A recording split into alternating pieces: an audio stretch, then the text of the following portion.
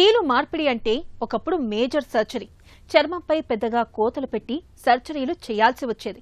అయితే minimal invasive technology అందుబాటులోకి వచ్చాక పెద్దగా కోతలు పెట్టాల్సిన అవసరం తప్పింది.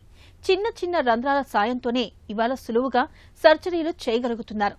ఇందుకు లాప్రోస్కోపిక్ ఆర్థోస్కోపీ పద్ధతులు ఎంతగానో ఉపయోగపడుతున్నాయి. తక్కువ కోతలతో కీళ్లను బాగు చేస్తున్న మినిమల్ యాక్సెస్ జాయింట్ రీప్లేస్మెంట్ సర్జరీల గురించి ఇప్పుడు తెలుసుకుందాం. అరుగుదల స్టార్ట్ అయిన తర్వాత stage 1, stage 2, stage 3 and stage 4 ఉంటుంది. So final stage of joint అరుగుదలలో అది మనం ఎక్స్రేలో చూసి తెలుసుకున్నప్పుడు మనకు నడక చేత కానప్పుడు అప్పుడు మనం ఆపరేషన్ గురించి ఆలోచించాలి. జాయింట్ రీప్లేస్మెంట్స్ ట్రెడిషనల్గా మనం చేసేటివి are basically using mechanical instruments. అంటే ఇది లాస్ట్ 35-40 ఇయర్స్ నుంచి చేస్తున్నాము. ఇండియాలో మనకు లాస్ట్ 20-25 ఇయర్స్లో కేసెస్ చాలా రొటీన్గా చేసేది అన్ని మెకానికల్ ఇన్స్ట్రుమెంట్స్తో. సో అది మెకానికల్ ఇన్స్ట్రుమెంట్స్ చేసినా కానీ రిజల్ట్స్ బాగుంటాయి, సక్సెస్ బాగుంటుంది, లాంగ్ టర్మ్ రిజల్ట్స్ బాగుంటాయి.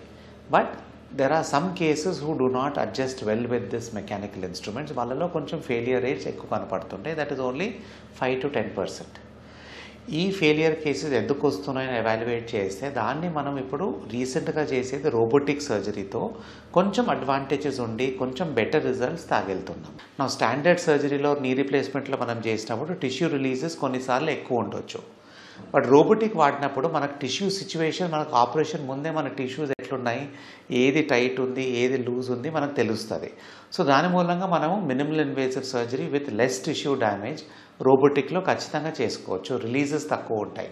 దాంతో ఆబ్వియస్లీ పోస్ట్ ఆపరేటివ్ పెయిన్ కొంచెం తక్కువ ఉంటుంది and recovery also slightly faster.